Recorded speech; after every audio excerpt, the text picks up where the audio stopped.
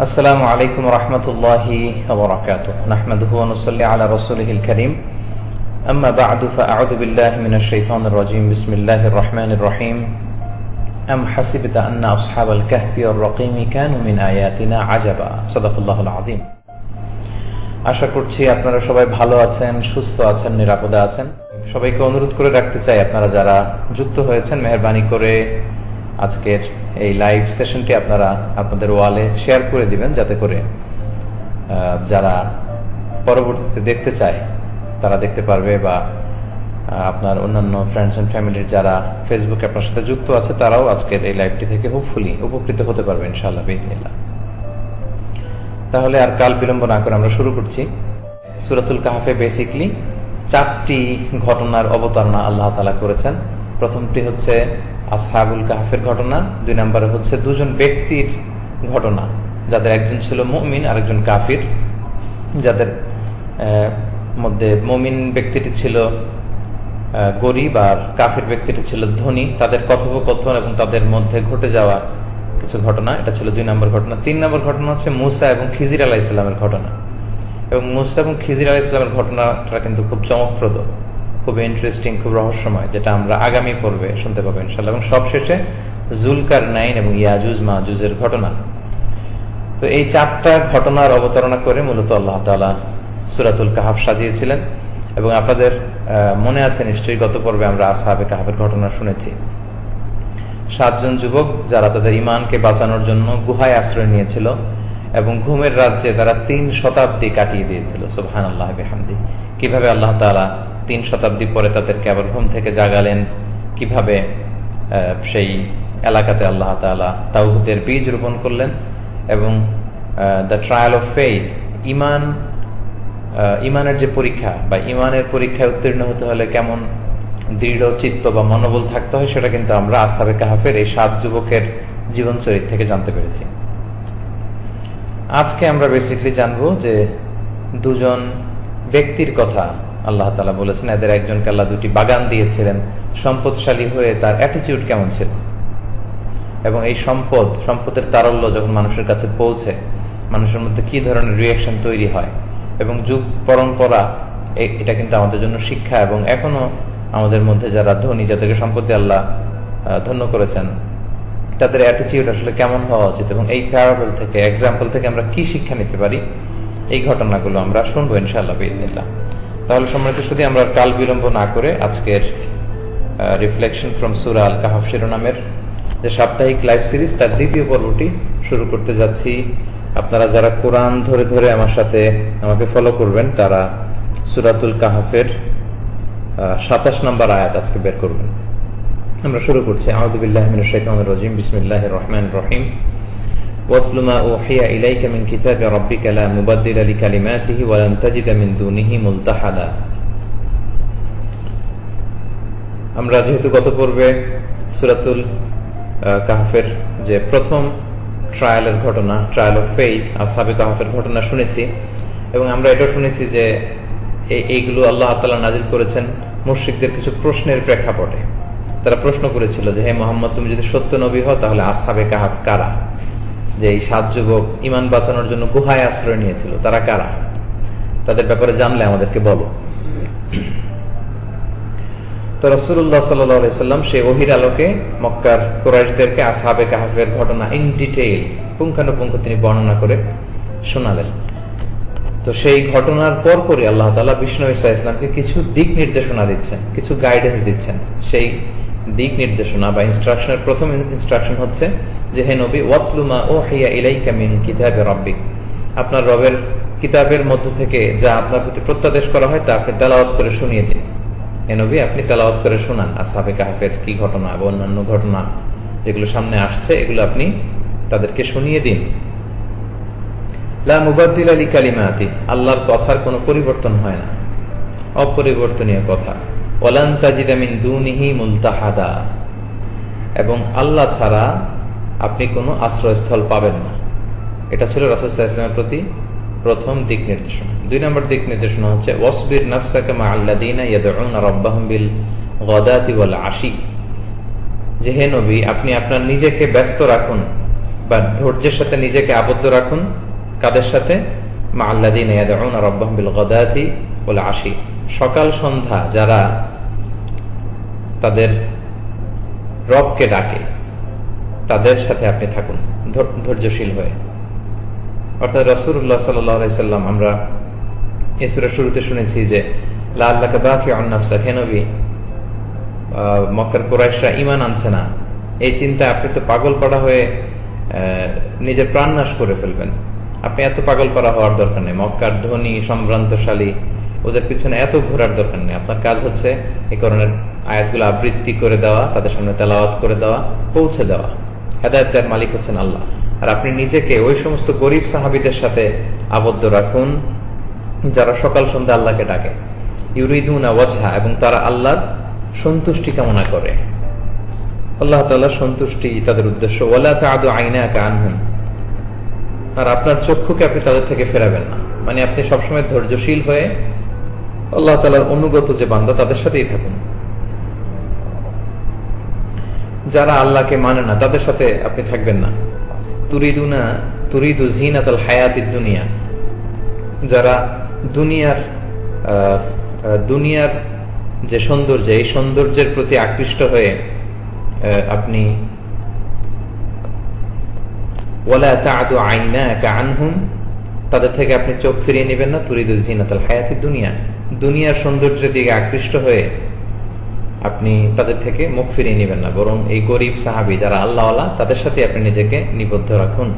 ওয়ালা তুতি' মান আগফালনা কলবাহু আন যিকরিনা, আর আমার স্মরণ থেকে যাদের অন্তর গাফিল হয়ে গিয়েছে আপনি তাদের অনুসরণ করবেন না হে নবী। ওয়াত্তাবা হাওয়া, যারা নিজেদের প্রবৃত্তির অনুসরণ করে আপনি তাদের অনুসরণ করবেন না। ওয়া কানা আমরুহু ফুরতা, আর তাদের কাজগুলো হচ্ছে সীমা লঙ্ঘনমূলক। অর্থাৎ কাফির মুশরিকদের কথা বলা হচ্ছে যে আপনার সম্পর্ক, অ্যাটাচমেন্ট তাদের সাথে হবে না, বরং আপনার সম্পর্ক হবে যারা সকাল সন্ধ্যা আল্লাহর জিকির করে, আল্লাহকে ডাকে, সেই সমস্ত গরিব সাহাবীদের সাথেই আপনি আপনার নিজেকে ব্যস্ত রাখুন। ওয়াকুলিল হাক্কু মির রাব্বিকুম, আর বলুন সত্য এসেছে রবের পক্ষ থেকে। ফামান শাআ ফালইউমিন, যে চাইবে সে ঈমান আনবে। ওমান শাআ ফালইয়াকফুর, আর যে চাইবে সে কুফরিও করতে পারবে। এখানে ফ্রিডম অফ চয়েসের কথা বলা হয়েছে। ইসলাম যে ফ্রিডম অফ চয়েসের কথা বলে, ইসলাম যে চিন্তার স্বাধীনতা, আপনি ঈমান আনবেন কি আনবেন না, it's up to you, decision is yours. Islam আপনাকে ফোর্স করে না। লা ইকরাহা ফিদ-দীন, দিনে কোনো জবরদস্তি নেই, নো কম্পালশন ইন ইসলাম। আপনাকে জোর করে ধর্মান্তরিত করা হবে, ইসলামে আনা হবে, এটা ইসলামের বিধান নয়, বরং আপনাকে কমপ্লিট স্বাধীনতা দেওয়া হয়েছে। ফামান শাআ ফালইউমিন, যে চাইবে সে ঈমান আনবে। ওমান শাআ ফালইয়াকফুর, যে চাইবে সে অকৃতজ্ঞ হতে পারে, কুফরিও করতে পারে। তবে যদি শুকরগুজার হও নেয়ামত বাড়িয়ে দেব, জান্নাত প্রস্তুত থাকবে। আর যদি কুফরি করো তাহলে কি হবে? আল্লাহ বলছেন ইন্না আ'তাদনা লিয-যালিমিনা নারান আহাতা বিহিম সুরাদিকুহা, নিশ্চয় আমি জালিমদের জন্য এমন আগুন প্রস্তুত করে রেখেছি যে আগুনের লেলিহান শিখা সেদিন তাদেরকে বেষ্টন করে ফেলবে, ঘিরে ফেলবে। তাহলে ফ্রিডম অফ চয়েস যেমনি আছে, এবং এই চয়েসের কারণে তোমাদের ফলাফল কি হবে, ডেস্টিনেশন কি হবে, সেটাও কিন্তু আল্লাহ তাআলা বলে দিলেন যে যদি ঈমান কেউ আনে সে জান্নাতে থাকবে, আর কুফরির কারণে সে জাহান্নামে থাকবে। তো সে জাহান্নামের আগুনের বৈশিষ্ট্য কেমন হবে, সেখানকার এনভায়রনমেন্ট কেমন হবে, আল্লাহ তাআলা বলছেন ওয়া ইস্তাগীসু ইউগাসু বিমাইন কালমুহুল, সেখানে অগ্নিদগ্ধ হয়ে তারা যখন তৃষ্ণার্ত হয়ে সাহায্য চাইবে, আগুনের লেলিহান শিখায় উত্তাপে তারা দগ্ধ হয়ে যখন তারা সেখানে পানি চাইবে যে আমাদেরকে পানি দেন, ইউগাসু বিমাইন কালমুহলি ইয়াশবিল ওজু, তখন তাদেরকে গলিত লাভার পানি দেওয়া হবে, গলিত তামা, গলিত লোহা, এগুলোর পানি তাদেরকে দেয়া হবে। এবং তারা তৃষ্ণার চোটে খাওয়ার জন্য সেগুলি মুখের সামনে যখন তারা নিবে, ইয়াশবিল ওজু, সেই গলিত লাভার উত্তাপে তাদের চেহারাগুলো ঝলসে যাবে। বিইসা শারাবু ওয়া সাআত মুরতাফাকা, এটা কত নিকৃষ্ট পানীয় না হবে, কত নিকৃষ্ট পানীয় হবে এটা। ওয়া সাআত মুরতাফাকা, আর জাহান্নাম আবাসস্থল হিসেবে কতই না নিকৃষ্ট, কতই না খারাপ। তাহলে জাহান্নামের কথা এখানে আল্লাহ তাআলা বললেন, কারণ ফামান শাআ ফালইয়াকফুর, স্বাধীনতা দেয়া হয়েছে, ফ্রি উইল দেয়া হয়েছে।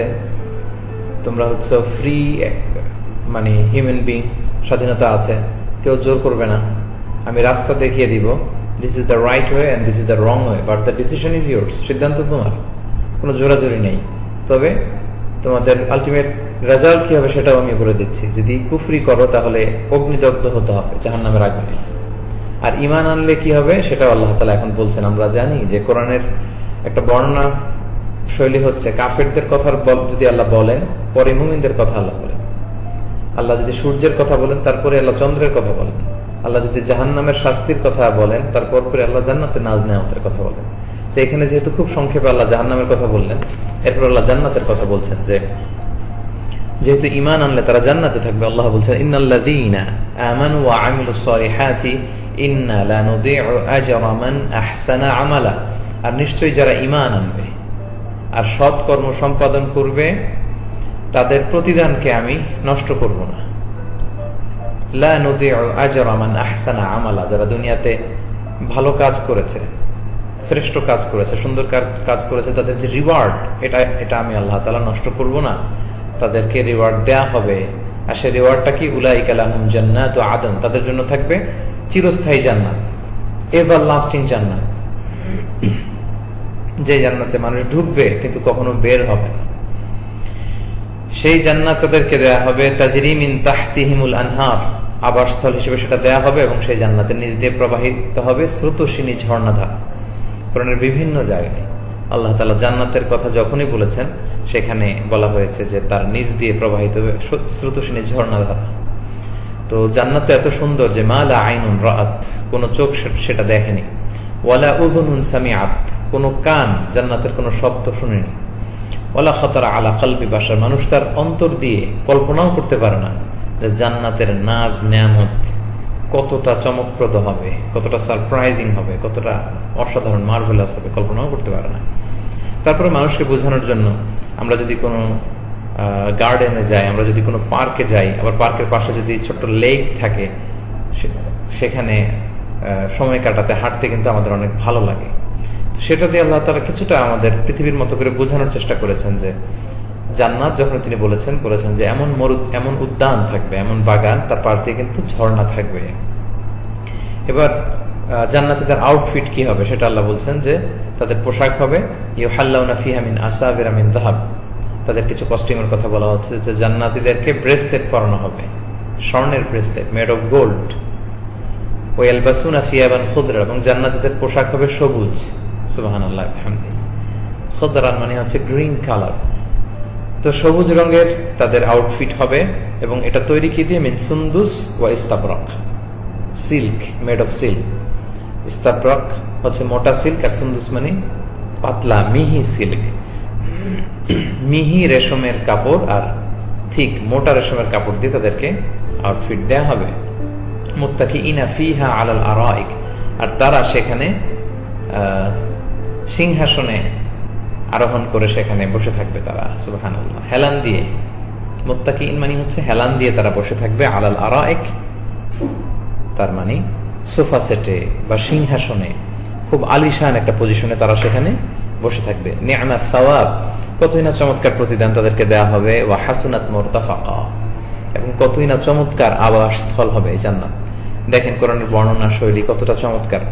আল্লাহ তাআলা বলে জাহান্নামীদের কথা যখন বললেন, তিনি বললেন যে ওয়াসাআত মুরতাফাকা, কতই না বাজে হবে তাদের ডেস্টিনেশন, তাদের লিভিং এরিয়া, তাদের থাকার জায়গাটা জাহান্নামে কতই না খারাপ হবে। আর জান্নাতীদের কথা বলে আল্লাহ বললেন ওয়া হাসুনাত মুরতাফাকা, জান্নাতটা কতই না সুন্দর থাকার জায়গা হবে। সুবহানাল্লাহ বিহামদিহি, এটা তিনি বললেন। এরপরই সম্মানিত সুধী, সেই দুজন ব্যক্তির এক্সাম্পল দেয়া হবে। আমরা বলেছিলাম সূরাতুল কাহাফে মূলত 4টি ঘটনা, আসহাবে কাহাফের ঘটনা, দুজন ব্যক্তির ঘটনা, মুসা এবং খিজির আলাইহিস সালামের ঘটনা, সবশেষে জুলকারনাইনের ঘটনা। আমরা গত পর্বে আসহাবে কাহাফের ঘটনা কভার করেছি। আজকে দুজন ব্যক্তির ঘটনা আমাদের সামনে উল্লেখ করে দ্য ট্রায়াল অফ ওয়েলথ, সম্পদের যে পরীক্ষা, এই পৃথিবীতে সম্পদ যে আমরা আহরণ করি, সম্পদ আসে আবার চলেও যায়, এই যে সম্পদ পেয়ে আমরা আল্লাহকে ভুলে যাই, এই যে সম্পদের যে পরীক্ষা, এই পরীক্ষায় উত্তীর্ণ হতে হলে আমাদের কি করতে হবে সেটার একটা এক্সাম্পল আল্লাহ তাআলা এখানে দিয়েছেন। এবং বিষ্ণু ঈসা ইসলামকে অর্ডার করেছেন, হে নবী, আপনি ওয়াদরিব লাহুম মাসালা রাজুলাইন, আপনি মক্কার কুরাইশদেরকে বনি ইসরাইলের আগের যুগের দুজন ব্যক্তির ঘটনা শোনান, দুজন ব্যক্তির উপমা তাদের সামনে পেশ করুন। জাআলনা লিআহাদিহিমা জান্নাতাইন, তাদের দুজনের একজনকে আমি দুটি বাগানের মালিক করেছিলাম। মিন আনাব, কিসের বাগান? আঙ্গুরের বাগান। আমাদের কাছে এটা সিম্পল মনে হতে পারে যে জাস্ট একটা আঙ্গুরের বাগান, কিন্তু সেই সময় আঙ্গুর কিন্তু সবচাইতে দামি ফল ছিল, এবং যার আঙ্গুর বাগান আছে তাকে খুব সম্পদশালী লোক বলে কনসিডার করা হতো। তো তাকে আমি 2টি আঙ্গুরের বাগান দিয়েছিলাম। ওয়া হাফাফনাহুমা বিনাখলিন, এবং সে আঙ্গুর বাগানের চারদিকে আমি বর্ডার দিয়েছিলাম খেজুরের গাছ দিয়ে। সুবহানাল্লাহ। তাহলে শুধু 2টি আঙ্গুরের বাগান না, আঙ্গুরের বাগান মাঝখানে, তার চারদিকে হচ্ছে খেজুর গাছের বেষ্টনী ছিল। আর খেজুর ছিল তখনকার প্রধান খাবার। আমরা যখন এখন রুটি, তারপরে ভাত এটা খাই, রাইস খাই, তো তখনকার সময় খেজুর ছিল তাদের প্রধান খাবার। কারো খেজুরের বাগান আছে মানে তার সব আছে। তো তাহলে আঙ্গুরের 2টি বাগান, চারদিক দিয়ে হচ্ছে খেজুর গাছের বেষ্টনী। ওয়াজআলনা বাইনাহুমা যারআ, আর এই দুয়ের মাঝখানে আমি আরো কিছু কৃষি ক্ষেত, শস্য ক্ষেত তার জন্য রেখে দিয়েছি। সুবহানাল্লাহ। তার মানে শুধু খেজুরের বাগান আর আঙ্গুরের বাগান দিয়ে শেষ নয়, তার অঢেল কৃষিজ সম্পত্তি ছিল, অঢেল কৃষিজ সম্পত্তি ছিল। এবং কিলতাল জান্নাতাইনি আতাত উকুলাহা ওয়া লাম তাযলিম মিনহু শাইআ, এই যে 2টো আঙ্গুরের বাগান, এই বাগান দুটোতে প্রচুর ফল হতো, খুবই ফলদায়ক আঙ্গুরের বাগান ছিল, এবং কোনো কমতি হতো না। এমন না যে আঙ্গুরের একটাতে একটু ফসল হয়েছে আর একটা হয়নি, এমন না, অঢেল আঙ্গুরের ফলন সেখানে হতো। ওয়া ফাজ্জারনা খিলালাহুমা নাহারা, আর এই 2 বাগানের মাঝখানে আমি নাহারা মানে হচ্ছে নদী, নদী বা নাহারা মানে খাল, পানির ব্যবস্থাপনা করে দিয়েছি, পাশ দিয়ে ছোট ছোট খালের ব্যবস্থাপনা করে দিয়েছি। তো মরু এলাকাতে পানির ব্যবস্থাপনা থাকা এটা অনেক সৌভাগ্যের বিষয়, কারণ পানির ব্যবস্থা করতে তাদের অনেক কষ্ট হতো, বেগ পেতে হতো। তো তার মানে তাকে আল্লাহ তাআলা অঢেল সম্পদ দিয়েছেন, তাকে 2টা আঙ্গুরের বাগান দিয়েছেন, যে বাগানে অনেক ফল হতো। আবার সে আঙ্গুর বাগানের চারদিকে হচ্ছে খেজুর গাছের বেষ্টনী ছিল, এবং এই 2এর মাঝখানে আরো তার কৃষিজ সম্পত্তি ছিল, ফল ফসল ছিল, এবং সেখানে পানি সেচের জন্য আল্লাহ তাআলা নাহারা, নদী, নালা, খালের সরু পথের আল্লাহ ব্যবস্থা করে দিয়েছিলেন। মানে অঢেল কৃষিজ সম্পত্তির জন্য একজন কৃষকের বা একজন ব্যবসায়ীর যা যা দরকার হয় সব কিন্তু আল্লাহ তাআলা তাকে দিয়েছিলেন। এবং ওয়াকানা লাহু সামার, এই প্রত্যেকটা আঙ্গুর খেতে, খেজুর খেতে, অন্যান্য তার যে ক্ষেত সমূহ আছে সেগুলোতে অঢেল ফসল হতো। মুফাসসিরিন ইকরাম বলেছেন এটার দ্বারা ফসল, ফল এটাও হতে পারে, আবার এটার দ্বারা সম্পত্তিও হতে পারে। তার মানে তার অঢেল সম্পত্তি ছিল, অঢেল সম্পত্তির মালিক আল্লাহ তাআলা তাকে বানিয়েছেন। ফাকাল লিসাহিবিহি, সে তার বন্ধুকে বলল, যে আমরা শুরুতে বলেছি যে 2 জনের ঘটনা। মুফাসসিরিন ইকরাম বলেছেন তারা 2জন ভাইও হতে পারে, আবার অনেক মুফাসসিরিন ইকরাম বলেছেন যে না, তারা বন্ধু। তো সে তার বন্ধুকে, সম্পদশালী বন্ধু তার অপর বন্ধুকে বলল, হুয়া ইউহাবিরুহু, কথোপকথনের এক প্রসঙ্গে বলল যে আনা আকসারু মিনকা মালাও ওয়া আ'আজ্জু নাফারা, আমি তোমার চাইতে সম্পদশালী এবং আমার লোকবল, জনবল বেশি। একটু বোস্টফুল নেচারে, একটু হটিনেস, একটু প্রাউড ফিল করে সেটা বলল। মানে অহংকারের একটা ছাপ ছিল তার কথায়, যে তোমার চাইতে আমার সম্পদের পরিমাণ বেশি, যেটা আল্লাহ তাআলা পছন্দ করেন না। এই জাতীয় অহংকারী অ্যাটিটিউড, অ্যারোগেন্স বা প্রাউড ফিল করে, বোস্টফুলনেস, এটা আল্লাহ তাআলা খুব অপছন্দ করেন। সে বলল যে তোমার চাইতে আমার সম্পদও বেশি এবং লোকবলও কিন্তু আমার বেশি, এটা সে বলল। ওয়াদাখালা জান্নাতুহু, সে তার বাগানে, যেহেতু তার চমৎকার বাগান, এই বাগান বাড়িতে সে প্রবেশ করলো। ওয়া হুয়া যালিমুন লিনাফসি, নিজের উপর জুলুমকারী অবস্থায়, অর্থাৎ যা তার বলা শোভনীয় না এগুলো বলছিল সে। কলা, সে বলল মা আদুন্নু আন তাবিদা হাযিহি আবাদা, সে তার বাগান, নাজ নেয়ামত, খাল বিল, ফসল ক্ষেত এগুলো দেখে অহংকারের এতটা উচ্চ মাত্রায় চলে গেল, সে বলল এগুলো কখনো ধ্বংস হবে না। এই মিস্টেকটা আমরা অনেক সময় করি। আমার যখন সম্পদ আসতে শুরু করে, আমার যখন ব্যাংক ব্যালেন্স আসতে শুরু করে, আমার যখন টাকা জমানো শুরু হয়, আমার যখন একটা গাড়ি হয়, আমার যখন একটা বাড়ি হয়, আমার যখন কিছু ফ্ল্যাট থাকে, আমার যখন কিছু রিয়েল এস্টেট থাকে, এগুলোর দিকে তাকালে মনে হয় আমি কোন হনুরে, আমাকে আর পায় কে, আমার পা আর মাটিতে লাগে না। তো তখন সে মনে করে যে এই অঢেল সম্পত্তি আমার সবসময় থাকবে, আমাকে আর কেউ ছুতে পারবে না। তারও একই অবস্থা হয়েছে, তার সম্পদ দেখে তার এতটাই অহংকার বুকে চেপে বসেছে, সে বলে যে এগুলো কখনোই ধ্বংস হবে না। কিন্তু এটা হচ্ছে একটা ভুল ধারণা। সম্পদ হচ্ছে আজ আছে কাল নাই। সকালবেলার ধনীরে যে ফকির সন্ধ্যাবেলা, আমরা এটা প্রায় দেখি। বিশাল সম্পদের মালিক, বিশাল বড় ব্যবসায়ী, জাহাজ ভর্তি করে মালামাল নিয়ে আসা হচ্ছে, কিন্তু ঘূর্ণিঝড়ের কবলে পড়ে জাহাজও ডুবে গেছে, কন্টেনারও ডুবে গেছে। এখন ঋণের বোঝায় জর্জরিত হয় পথের ফকির। এই পরিস্থিতিটা ঘটাতে আল্লাহ কত সময় লাগে সম্মানিত ভাই এবং বোনেরা? এটা এক সেকেন্ডের ভরসা নেই। সম্পদ যেন আমাদেরকে অহংকারী না বানায়। দেখেন কোরআনের প্যারাবলস গুলা, এক্সাম্পল গুলা, এগুলো কিন্তু আমাদের প্রতিটা যুগের সাথেই কিন্তু খাপ খায়। আমরাও এখন যারা সম্পদশালী, আল্লাহ যাদেরকে আমাদেরকে বানিয়েছেন, আমরা যেন এই অহংকারের মার কাছে পড়ে না যাই। অহংকারের খাঁচা থেকে কিন্তু আমাদেরকে মুক্ত হতে হবে। এবং আমরা যেন মনে না করি যে এগুলো চিরকাল থাকবে। না, যে কোনো মুহূর্তে ভূমিধস হতে পারে, ভূমিকম্প হতে পারে, নানাভাবে লস হতে পারে, বিমান ক্র্যাশ করতে পারে, জাহাজগুলো ডুবে যেতে পারে, শেয়ার বাজারে ধস নামতে পারে। আমার ধনাঢ্যতাকে মুহূর্তে গরিবানা হালাতে নিয়ে যেতে আল্লাহ তাআলার এক সেকেন্ডও লাগে না। সেটা যেন আমরা ভুলে না যাই। তো সে অহংকার করে বলতেছে যে আমার সম্পদ নষ্ট হবে না কখনো। এবং সে কিয়ামতও বিশ্বাস করতো না। সে বলছে যে আমি বিশ্বাস করি না যে কিয়ামত হবে। আর রবের কাছে যদি আমাকে ফিরিয়েও দেয়া হয়, এর চেয়ে ভালো কিছু আমি পাবো। মানে তার ধারণা দুনিয়াতে যেহেতু আমি খুব ভালো আছি, শান-শওকতে আছে, আল্লাহ মনে আমাকে খুব ভালোবাসে। সো আমি যদি আখেরাত, প্রথমত তার আখেরাতের ধারণা ছিল না, বিশ্বাস করতো না। আর সে বলতেছে ধরে নিলাম আখেরাত আছে। তার বন্ধুকে বলতেছে তুমি তো আখেরাত আখেরাত বলো, ধরে নিলাম আছে, কিন্তু আখেরাতে গেল আশা করি আমি এর চেয়ে ভালো কিছু পাবো। এবার তার বিশ্বাসী বন্ধু মুখ খুললো। তাকে যখন অপমান করা হলো যে তোমার চেয়ে আমার সম্পদ বেশি, জনবল বেশি, সন্তান বেশি, সে কিছুই বলেনি। কিন্তু সে যখন আখিরাতকে অস্বীকার করলো, সে যখন আল্লাহকে নিয়ে কথা বললো, তখন সে এবার কথা বলতে শুরু করলো। সে বললো ক্বালাল্লাহু সাহিবুহু, তার বন্ধু তাকে বললো হুয়া ইউহাবিরুহু, কথা প্রসঙ্গে, যে আকাফারতা বিল্লাযী খালাকাকা মিন তুরাব, তুমি কি আল্লাহ তাআলাকে, আল্লাহ তাআলার অকৃতজ্ঞতা দেখাচ্ছ বা তাকে তার অস্বীকৃতি জানাচ্ছ? সে আল্লাহকে, যে তোমাকে সৃষ্টি করেছে বালু থেকে বা মাটি থেকে। কুল্লুকুম মিন আদম ওয়া আদম মিন তুরাব, রাসূল সাল্লাল্লাহু আলাইহি ওয়াসাল্লাম বলেছেন তোমরা সবাই সৃষ্টি হয়েছে আদম থেকে, আদম থেকে এসেছো ধারা পরম্পরায়, আর আদম তৈরি হয়েছে মাটি থেকে, এজন্য আমাদেরকে বলা হয় মাটির মানুষ। সুম্মা মিন নুতফা, এরপর তোমাদেরকে আল্লাহ তাআলা একটা শুক্রাণু থেকে তৈরি করেছে। তো আমরা যে এই যে সম্পদের বড়াই করি, আমরা আমাদের অ্যাসেটের যে বড়াই করি, আমরা আসলে আমরা কোত্থেকে এসেছি একটু ওইদিকে খেয়াল করলেই আমাদের কিন্তু হয়ে যায়। মাটির মানুষ, সামান্য এক ফোঁটা শুক্রাণু থেকে আমরা দুনিয়াতে এসেছি। সো অহংকারের কোনো সুযোগ আমাদের নেই। সে তাকে নসিহত করে বলল যে তুমি এক ফোঁটা শুক্রাণু থেকে এসেছো, সুম্মা সাওয়াকা রাজুলা, এরপর আল্লাহ তাআলা তোমাকে মানব আকৃতি দান করেছেন।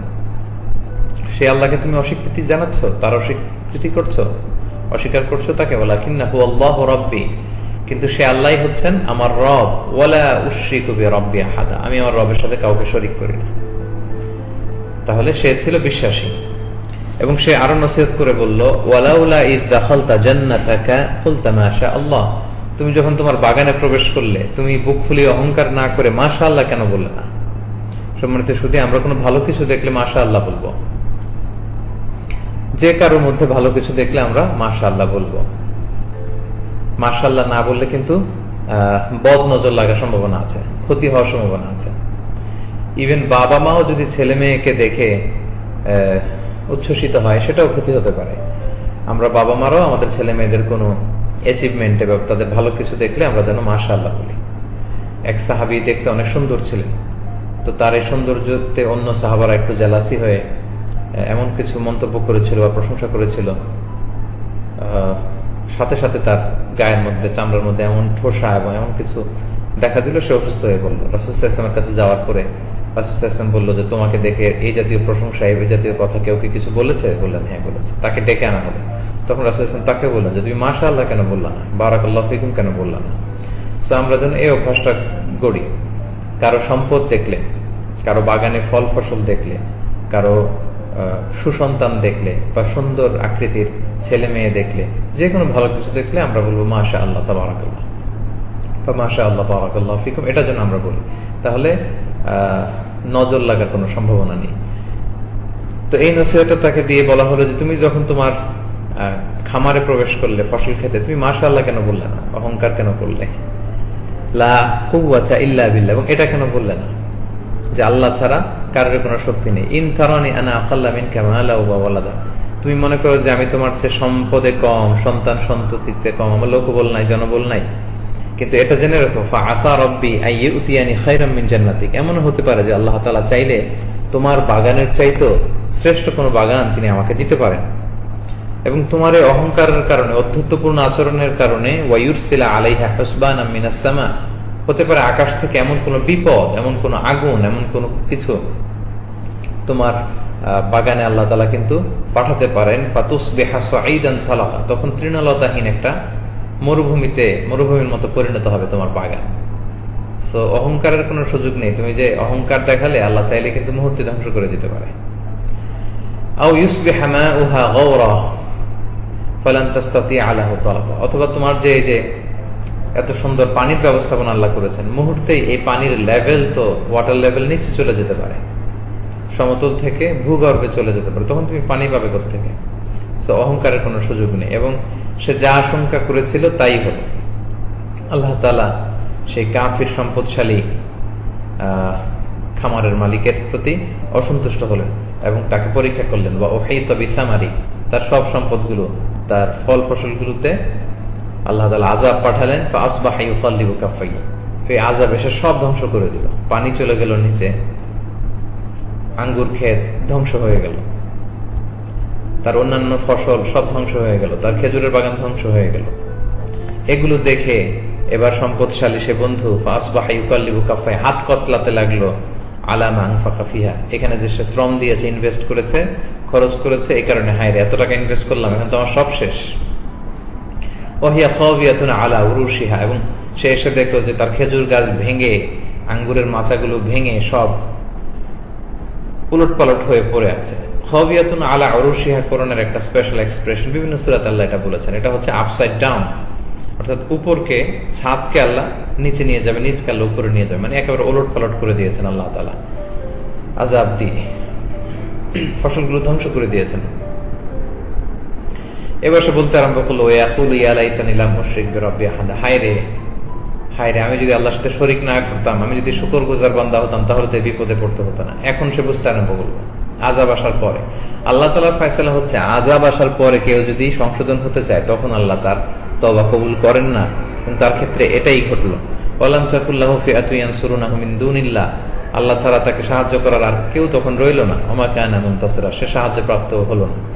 হুনালিকাল ওয়ালায়াতু লিল্লাহিল হক, আল্লাহ তাআলার জন্যই হচ্ছে ওয়ালায়া। জন্য আমরা সবসময় যেন আল্লাহকে গার্ডিয়ান বানাই। সম্মানিত ভাইরা, এই পৃথিবীতে কেউ কারো আপন না, কেউ আপনাকে সাহায্য করতে পারে না। সহায়তার আসল মালিক হচ্ছেন আল্লাহ, প্রকৃত অভিভাবকত্ব, গার্ডিয়ানশিপ হচ্ছে আল্লাহ। হুয়া খায়রুন সাওয়াবান ওয়া খায়রুন উকবা, সওয়াবের দিক থেকে প্রতিদানেও তিনি শ্রেষ্ঠ, প্রত্যাশায়ও তিনি, পরিণামেও তিনি শ্রেষ্ঠ। তিনি শ্রেষ্ঠ প্রতিদান দিতে পারেন এবং তিনি আমাদেরকে উত্তম শেষ পরিণাম দিতে পারেন। সো আমরা যেন গার্ডিয়ানশিপটা আল্লাহর দিকেই নিসবত করি। সংক্ষেপে আল্লাহ তাআলা এই দুজনের ঘটনা উল্লেখ করে আমাদের বোঝাতে চাইলেন যে সম্পদ এটা আল্লাহ তাআলা দিয়ে মানুষকে টেস্ট করে, পরীক্ষা করে। দ্য ট্রায়াল অফ ওয়েলথ, সম্পদের পরীক্ষা আজ আছে কাল নাই। সো সম্পদের মালিক হলেই আমরা যেন অহংকারী না হয়ে উঠি। আমরা যেন এই টেম্পোরারি দুনিয়াকে পার্মানেন্ট প্লেস যাতে মনে না করি, এটাতে আমরা ভুলে যাই। আমাদের লাইফ লিডিং সিস্টেমে, আমাদের অর্থের প্রাচুর্যতায় আমরা ভুলে যাই যে এটা it's a temporary life. The everlasting life is আখিরাহ, আখিরাত সেটা হচ্ছে খায়রু ওয়া আবকা, সেটাই শ্রেষ্ঠ, সেটাই চিরকাল থাকবে, এটা আমরা ভুলে যাই। এই দুই বন্ধুর ঘটনা উল্লেখ করার মধ্য দিয়ে আল্লাহ তাআলা সম্পদ দিয়ে যে মানুষকে পরীক্ষা করেন সেটা তিনি বুঝালেন। এবং দুনিয়ার জীবনটা কতটাই ঠুনকো এটা আল্লাহ তাআলা বুঝাচ্ছেন। তিনি বলছেন ওয়াদরিব লাহুম মাসালাল হায়াতিদ দুনিয়া, হে নবী আপনি এই যে মক্কার কুরাইশরা তাদের সম্পদ নিয়ে বাড়াবাড়ি করে, আপনি তাদেরকে দুনিয়ার জীবনের দৃষ্টান্ত দেন যে দুনিয়ার জীবনটা হচ্ছে কামা, পানির মতো, আনজালনাহু মিনাস সামা, যেটা আমি আকাশ থেকে নাজিল করি। দুনিয়ার জীবনটা আসলে পানির মতো, পানি যতটুকু দরকার ততটুকু আমরা নিব। বেশি পানি আকাশ থেকে নাজিল হলে বন্যা হয়, বন্যাতে আবার মরতে হয়। এখানে আল্লাহ বললেন যে এমন পানির মতো যেটা ফাখতালাতা বিহি নাবাতুল আরদ, যে পানি জমিনের তৃণলতার সাথে মিশে যায়, মিশে সেখান থেকে উদ্ভিদ হয়, সেখান থেকে ফল ফসল হয়। আবার ফল ফসল যখন আমরা কেটে ফেলি তখন ওই গাছগুলো আবার তৃণলতা ভূষিতে রূপান্তরিত হয়। তার মানে শুরুটা ছিল সবুজ শ্যামল, শেষে আর কিছুই থাকে না, এটার আর কোনো দাম থাকে না। দুনিয়ার জীবনটা এরকম, মানে হলওয়াতুন খাদের, আল্লাহ ইসলাম বলেছেন চাকচিক্যময় সবুজ। এটা সাময়িক ভোগের সামগ্রী, এটার কাজ যখন শেষ হয়ে যায় এটা আর কোনো দাম থাকে না। আকাশের পানির মতো, এটার জন্য আমরা আল্লাহর কাছে দোয়া করি, চাই এই পানি জমিনে লাগলে এখানে ফল ফসল হয়। ফসল যখন উঠিয়ে ফেলি তখন এই গাছগুলো তৃণলতা হয়ে যায়, ফাসবা হাসিমান, ভুসির মতো হয়ে যায়, তাদের রিয়াহ। এই ভুসিগুলো এতটাই ঠুনকো, বাতাসের ধাক্কা এগুলো উড়ে চলে যায়, এটার কোনো দাম থাকে না। ওয়াকানাল্লাহু আলা কুল্লি শাইইন মুকতাদির, আল্লাহ চাইলে সবকিছুর উপর তিনি ক্ষমতাবান, সবই করতে পারেন। তাহলে দুনিয়ার জীবনটা যে একেবারে ক্ষণিকের, টেম্পোরারি, এটা আল্লাহ বুঝালেন। এই লেসনটা কিন্তু আমাদের নিতে হবে। এরপর তিনি বললেন আল মালু ওয়াল বানুনা যিনাতুল হায়াতিদ দুনিয়া, সম্পদ এবং সন্তান দুনিয়ার ভোগের সামগ্রী, দুনিয়ার সৌন্দর্য। সেই বন্ধু, সম্পদশালী বন্ধু, সে অহংকার করে বলেছিল তার বন্ধুকে যে আমার সম্পদ বেশি তোমার চেয়ে, আমার সন্তান বেশি। আল্লাহ বলেন এই সম্পদ, এই সন্তান, এগুলো টেম্পোরারি, এগুলো যিনাতুল হায়াতিদ দুনিয়া, দুনিয়ার ক্ষণিকের জীবনের সৌন্দর্য মাত্র। এটা আজ আছে কাল নেই, চিরকাল থাকবে কি, পার্মানেন্ট কি, ওয়াল বাকিয়াতুস সালিহাত, আর পার্মানেন্ট ভালো কাজগুলো হচ্ছে খায়রুন ইনদা রাব্বিকা সাওয়াবা, প্রতিদানে রবের কাছে শ্রেষ্ঠ, ও খায়রুন আমালা, প্রত্যাশায়ও শ্রেষ্ঠ। বাকিয়াতুস সালিহাতের তাফসিরে বিভিন্ন ধরনের তাফসির পাওয়া যায়। সংগ্রাম রাসূল সাল্লাল্লাহু আলাইহি ওয়াসাল্লাম বলেছেন যে তাসবিহগুলো আমরা পড়ি, সুবহানাল্লাহ, আলহামদুলিল্লাহ, লা হাওলা ওয়ালা কুওয়াতা ইল্লা বিল্লাহ, আল্লাহু আকবার, এগুলো হচ্ছে বাকিয়াতুস সালিহাত। কেউ বলেছেন আমরা যে সাদাকা করি, এগুলো বাকিয়াতুস সালিহাত। অর্থাৎ যত নেক কাজগুলো আমরা দুনিয়াতে করি, ভালো কাজ করি, এগুলোই কিন্তু থেকে যাবে এবং এগুলো থেকে আমরা কিছু প্রত্যাশা করে পাবো। আর এই সন্তান আর সম্পদ, এগুলো নিয়ে বড়াই করতে নেই। এগুলো হচ্ছে দুনিয়ার সৌন্দর্য, যেটা সাময়িক, টেম্পোরারি। পার্মানেন্ট হচ্ছে আখিরাত, এবং সে আখিরাত ঘটবেই ঘটবে। সে আখিরাত থেকে কারো নিস্তার নেই, সে আখিরাতে আল্লাহর সামনে দাঁড়াতেই হবে। সে কথাটা আল্লাহ এখন বললেন। তাহলে দ্বিতীয় ঘটনা আমরা কভার করে ফেললাম, যেখানে আল্লাহ তাআলা দুজন বন্ধুর কথা বললেন, যাদের একজন হচ্ছে সম্পদশালী, আরেকজন গরিব, একজন মুমিন, আরেকজন কাফির। তাদের ঘটনা আমাদের সামনে তিনি উপস্থাপন করলেন এবং বোঝাতে চাইলেন দুনিয়ার জীবনটা টেম্পোরারি, স্থায়ী হচ্ছে আখিরাত, এবং সে আখিরাতে আল্লাহর সামনে আমাদেরকে দাঁড়াতেই হবে।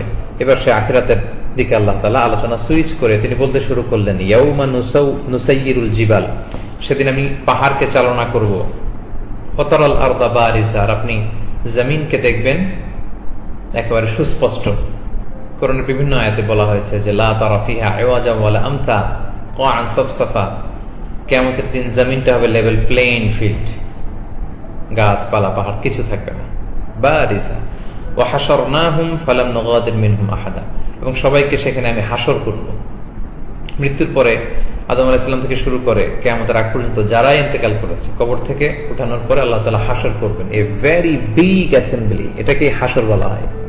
সবাইকে জামায়াত করা হবে এবং কাউকে আমি ছাড়বো না, ওই জামায়াতে আসতেই হবে সবাইকে।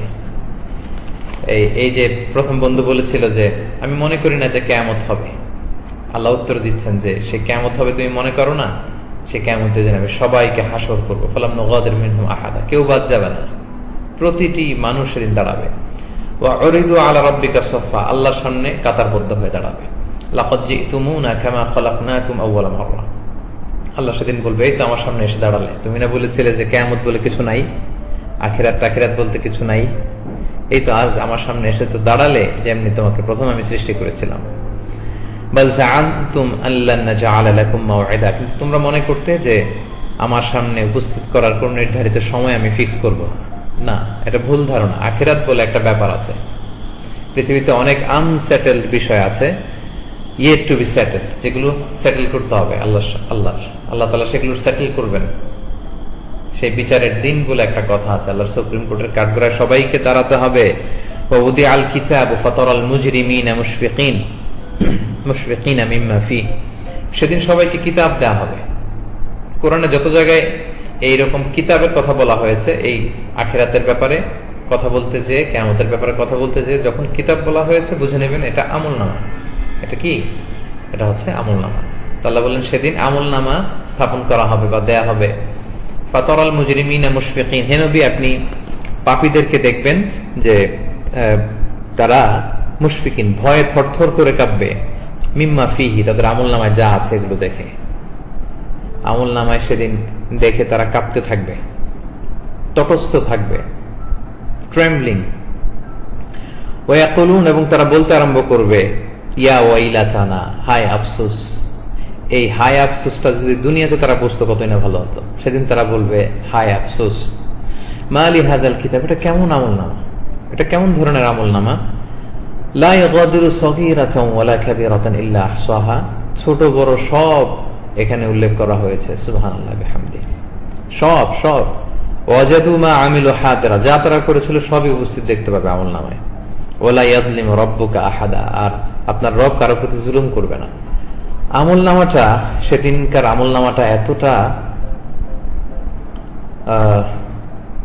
অবাক করা হবে যেটা দেখে সবাই একেবারে অ্যাস্টনিশ হয়ে যাবে, এবং তারা বলবে এটা কেমন আমলনামা।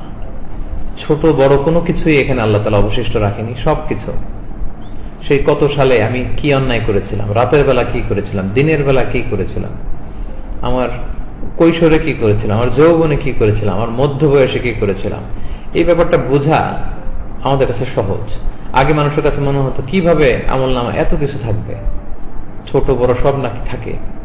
আপনি খেয়াল করলে দেখবেন যে এখন আমরা যেখানেই যা করি না কেন এটার একটা হিস্ট্রি থাকে।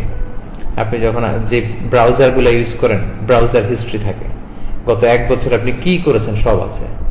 আপনি গুগলের মধ্যে এই হিস্ট্রিগুলো পাবেন। মালয়েশিয়াতে এখানে আমরা ওরা এসওপি মেনটেন করে, এবং মাইসে জাহতারা নামে একটা অ্যাপস আছে। তো আমরা কোনো সুপার শপে গেলে, আমরা কোনো কফি শপে গেলে, বা আমরা কোনো মসজিদে ঢুকলে গত 1-2 বছর এই অ্যাপসটা ইউজ করতে হয়েছে আমাদের।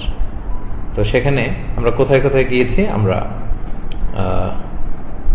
সেখানে অ্যাপসটা দিয়ে কিউআর কোড স্ক্যানিং করে ঢুকতে হয়। তো আমি কিছুদিন আগে আমার অ্যাপসের হিস্ট্রিটা চেক করতেছিলাম। তো আমি দেখে অবাক হয়ে যাচ্ছি যে আমি কোন কফি শপে বসেছি, আমি কোন সুপার শপ থেকে বাজার করেছি, আমি কোন কোন মসজিদে নামাজ পড়েছি, আমি কোথায় কোথায় গিয়েছিলাম, কোন কোন দর্শনীয় স্থানে। গত 1 বছরের সবকিছু এখানেই আছে।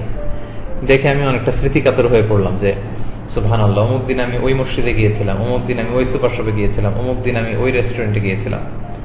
তো গত 1 বছরের হিস্ট্রি তো আমার কাছেই আছে। তাহলে আল্লাহ তাআলার পক্ষে কেন এটা সম্ভব হবে না যে ছোটবেলা থেকে শুরু করে, শৈশব থেকে শুরু করে মৃত্যুর আগ পর্যন্ত আপনি কোথায় কি করেছিলেন সব কিন্তু আল্লাহ তাআলার এই আমলনামায় এন্ট্রি থাকা, এটার হিস্ট্রি থাকা। It's very simple and it's very easy to understand now in current era, in modern time.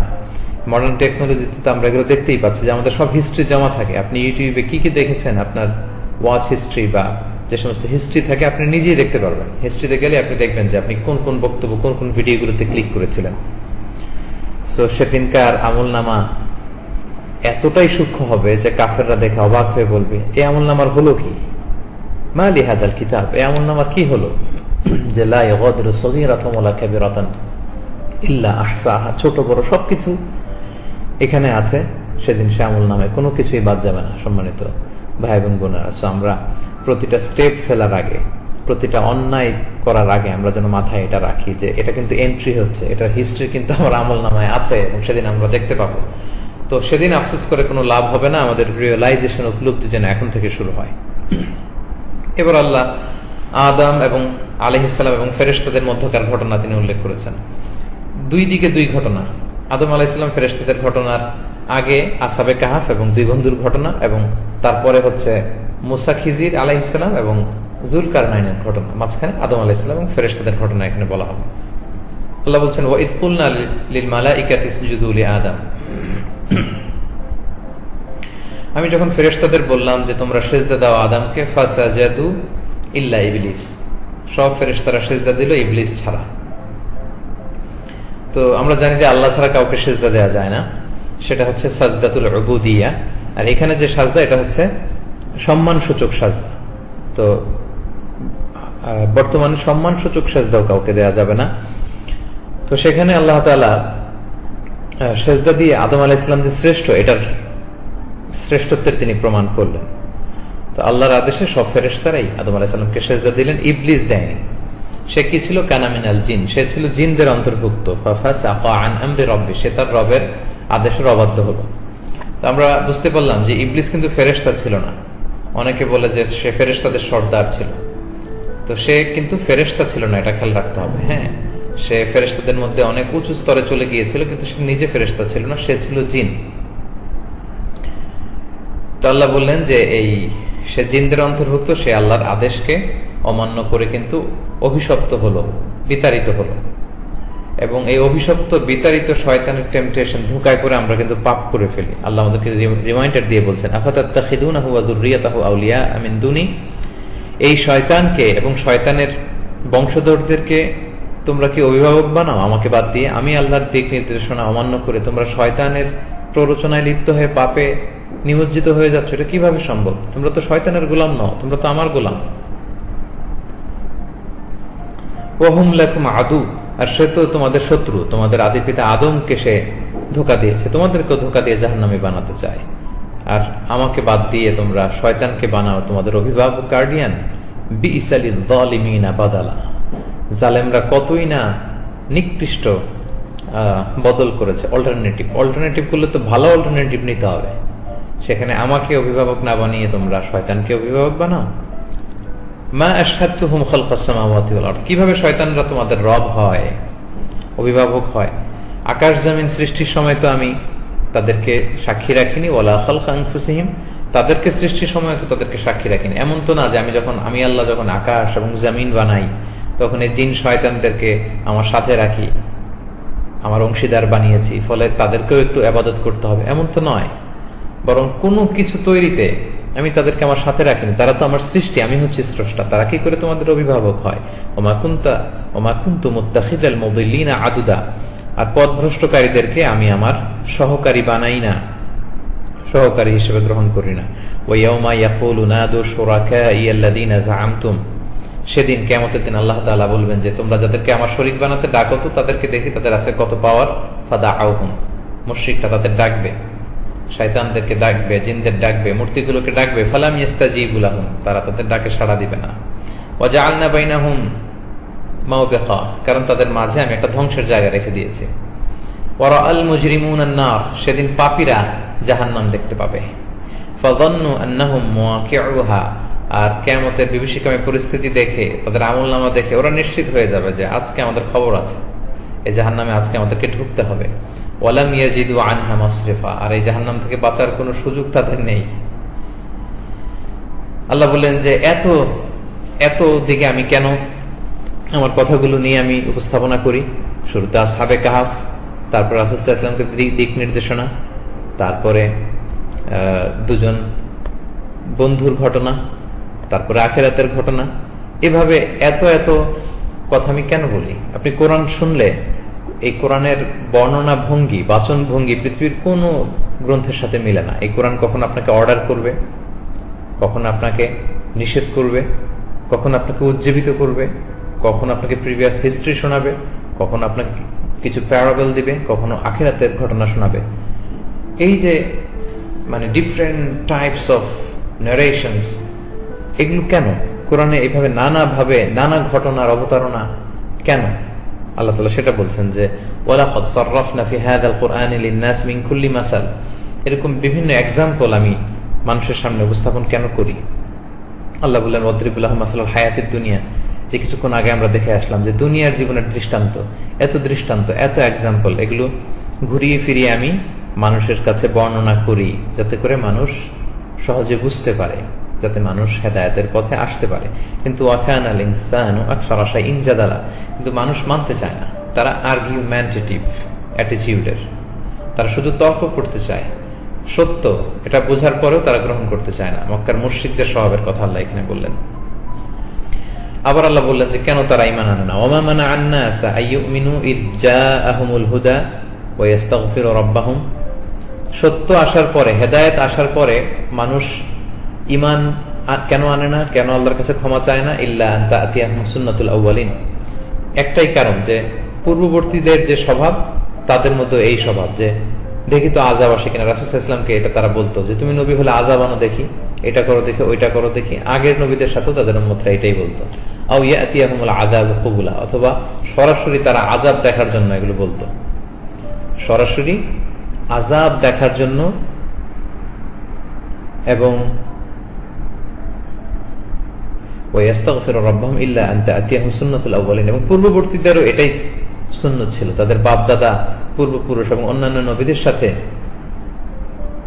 তাদের উম্মতরা যেই অ্যাটিটিউড দেখিয়েছে, এই অ্যাটিটিউডের কারণেই মূলত তারা ঈমান আনে না এবং সরাসরি আযাব কেন তারা দেখতে পায় না, এগুলোকে সামনে এনে এই ওসিলায় তারা ঈমান আনতে চায় না।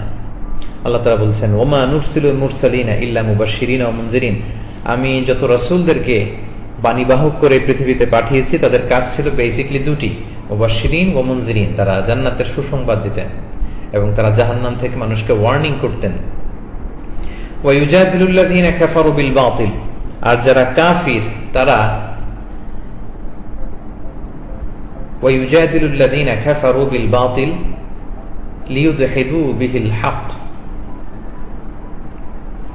তারা এই বাতিলের মাধ্যমে, যারা কুফরি করে তারা এই বাতিল দিয়ে সত্যকে ভুলুণ্ঠিত করতে চায়। ওয়াত্তাখাযু আয়াতি ওমা উনযিরু হুজুয়া, আর তারা আমার নিদর্শনকে এবং তাদেরকে যে ব্যাপারে সতর্ক করা হয় এগুলোকে ঠাট্টার বিষয়বস্তু হিসেবে গ্রহণ করে। রাসূল সাল্লাল্লাহু আলাইহি ওয়াসাল্লাম আখিরাতের কথা তাদেরকে বলতেন, জাহান্নামের ব্যাপারে ওয়ার্নিং দিতেন, এগুলো শুনে তারা রাসূল সাল্লাল্লাহু আলাইহি ওয়াসাল্লামকে ঠাট্টা করত। এটাই ছিল প্রতিটি নবী এবং রাসূলদের ক্ষেত্রে তাদের কওমের পক্ষ থেকে রেসপন্স। ওমান আযলামু মিম্মান যুকিরা বিআয়াতি রাব্বিহি ফাআরাদা আনহা ওয়া নাসিয়া মা কদ্দামাত ইয়াদাহু, আমার নিদর্শন দিয়ে, আমার আয়াত দিয়ে যখন উপদেশ দেয়া হয়, তাদের রবের আয়াত দিয়ে যখন কাউকে উপদেশ দেয়া হয় তখন ফাআরাদা আনহা, যারা সেই নসিহত থেকে, উপদেশ থেকে মুখ ফিরিয়ে নেয়, ওয়া নাসিয়া মা কদ্দামাত ইয়াদাহু, এবং তারা কি প্রেরণ করেছে এই ব্যাপারে যারা ভুলে যায়, এদের চেয়ে বড় জালেম কি হতে পারে। কোরআন দিয়ে এদেরকে নসিহত করা হলো, মুখ ফিরিয়ে তারা নেয়, এবং তারা আখিরাতের জন্য কি পাঠাচ্ছে এগুলো নিয়ে তাদের কোনো কনসার্ন নেই। এই অ্যাটিটিউডের মানুষগুলোর চেয়ে বড় জালিম আর কি হতে পারে। ইন্না জাআলনা আলা কুলুবিহিম আকিন্না, তাদের অন্তরে আমি পর্দা ফেলে দিয়েছি, আইয়াফকাহু, এখন তারা সত্যকে বুঝতে পারে না, হেদায়েতের রাস্তায় তারা আগাতে পারে না। ওয়াফি আযানিহিম ওয়াকরা, আর তাদের কানে ছিপি এঁটে দিয়েছি, সত্যের বাণী ওদের কানে আর পৌঁছায় না। ওয়া ইন তাদউহুম ইলাল হুদা, নবী হে, আপনি যখন তাদেরকে হেদায়েতের পথে এখন ডাকবেন, ফালাই ইয়াহতাদু, আর হেদায়েতের রাস্তায় ওরা আসতে পারবে না। কারণ শিরকের পথে থাকতে থাকতে, আল্লাহর নিদর্শন নিয়ে ঠাট্টা করতে করতে ওদের অন্তরে এমন ঝং পড়েছে, এমন পর্দা পড়েছে, কানে এতটাই শক্ত ছিপি এঁটে গিয়েছে, এখন তারা হেদায়েতের পথে কখনই আসবে না। ফালাই ইয়াহতাদু ইদান আবাদা, আর হেদায়েতের পথে আর আসে না। ওয়ারাব্বুকাল গফুরুর রাহমা, আপনার রব তিনি ক্ষমাশীল, তিনি মেহেরবান। লাউ ইউআখিযুহুম বিমা কাসাবু, তারা যে পাপ করেছে এগুলোর জন্য আল্লাহ যদি তাদেরকে পাকড়াও করতেন, লাআজ্জালা লাহুমুল আযাব, তাহলে দুনিয়াতেই তাদেরকে শাস্তি দিয়ে দিতেন। কিন্তু আল্লাহ তাআলা একটা সুন্নাত হচ্ছে যে না, তাদের এই দুনিয়াতে বেঁচে থাকার একটা ফিক্সড টাইম থাকবে, এরপরে যা হওয়ার হবে। এবং আগের উম্মতদেরকে পাপের কারণে আল্লাহ শাস্তি দিয়েছেন এবং রাসূল সাল্লাল্লাহু আলাইহি ওয়াসাল্লামের উম্মতকে কিন্তু আল্লাহ সে শাস্তি দেননি। আল্লাহ বলেন, চাইলে আল্লাহ এখন দুনিয়াতে আযাব দিয়ে আপনার এই কওমকে, মুশরিকদেরকে কিন্তু আল্লাহ ধরাশায়ী করতে পারতেন। বাল্লাহুম মাউইদুন লা ইয়াজিদু মিন দুনিহি মাউইলা, কিন্তু তাদের জন্য একটা অ্যাপয়েন্টেড টাইম আছে, নির্ধারিত সময় আছে, এবং লা ইয়াজিদু মিন দুনিহি মাউইলা, এটা থেকে তারা মানে বাঁচার কোনো আশ্রয়স্থল পাবে না। তারা এই মাউইদ তাদেরকে পূরণ করতে হবে। ওয়াতিলকাল কুরা আহলাকনাহুম লাম্মা যালামু, আর ওই সমস্ত জনপদগুলো যেগুলোকে আমি ধ্বংস করে দিয়েছিলাম যখন তারা জুলুম করেছে, পাপ করেছে। ওয়াজআলনা লিমাহলিকিহিম মাওঈদা, আর তাদের ধ্বংসের জন্য একটা নির্ধারিত টাইম ছিল। এগুলো পূর্ববর্তী উম্মতদের কথা আল্লাহ বলছেন। তাহলে পূর্ববর্তী অনেক এরকম উম্মাত আছে, অনেক জনপদের ক্ষেত্রে আমরা কোরআনের পরতে পরতে বিভিন্ন সূরায় আমরা দেখেছি যে তারা যখন অন্যায় করেছিল, পাপ করেছিল, তাদের ধ্বংসের একটা নির্ধারিত সময় ছিল, এবং সে সময় কিন্তু আল্লাহ তাআলা তাদেরকে মারাত্মকভাবে আযাব দিয়ে ধ্বংস করে দিয়েছেন। এবং সেগুলো কিন্তু মক্কার কুরাইশরা দেখে, তারা যখন দক্ষিণে যায়, তারা যখন উত্তরে যায়, তারা তখন আদ জাতির নিদর্শন দেখে, তারা যখন রিহলাতা শিতা ইয়া সাইফ করে, তারা তখন সামুদ জাতির নিদর্শন দেখে, এবং তারা যে অনেক মাইটি নেশন ছিল পৃথিবীর বুকে, এগুলো তাদের জানা আছে। এগুলো দেখেও কেন তারা ঈমান আনে না? তাদের ঘুমন্ত বিবেককে জাগানোর জন্য এভাবে আল্লাহ তাআলা প্রশ্ন ছুড়ে দিয়েছেন। সম্মানিত শুধু আমরা 59 আয়াত পর্যন্ত সূরাতুল কাহফের 59 নম্বর আয়াত পর্যন্ত এসেছি। 60 নম্বর আয়াত থেকে মূলত মূসা আলাইহিস সালাম এবং খিজির আলাইহিস সালামের যে জার্নি, তাদের কনভারসেশন, তাদের কথোপকথন এবং যে ইন্টারেস্টিং কিছু ঘটনা আছে, খুবই চমকপ্রদ ঘটনা। পরবর্তী যে লাইভটি হবে তৃতীয় পর্ব, সে তৃতীয় পর্বে আমরা এটি শেয়ার করব। হোপফুলি আপনারা এটি মিস করবেন না। তাহলে সম্মানিত শুধু আমরা আলহামদুলিল্লাহ 2টি পর্ব শেষ করলাম। প্রথম পর্বে আমরা আসহাবে কাহফের ঘটনা শুনেছি, যেখানে ঈমান দীপ্ত কিছু অনুভূতি আমরা পেয়েছি। গুহায় প্রবেশ করে কিভাবে সাহসিকতার সাথে 7 জন যুবক তারা ঈমানকে রক্ষা করেছিল এবং ঘুমের রাজ্যে 3 শতাব্দী তারা কাটিয়ে দিয়েছিল। সুবহানাল্লাহ। এবং এরপরে পূর্ববর্তী যুগের 2 জন ব্যক্তির কথা আল্লাহ বললেন। তাদের একজন ছিল ধনী, তাকে আল্লাহ বাগান দিয়েছিলেন, তাকে আল্লাহ কৃষিজ সম্পত্তি দিয়েছিলেন, কিন্তু সে অহংকারের কারণে, তার বোস্টফুল অ্যাটিটিউডের কারণে কিভাবে সেগুলো হারালো, কিভাবে তার সব সম্পদ মুহূর্তের মধ্যে ধূলিসাৎ হয়ে গেল। এবং দুনিয়ার জীবনটা যে আসলে এরকম টেম্পোরারি, পার্মানেন্ট হচ্ছে আখিরাত, এবং দুনিয়ার সম্পদ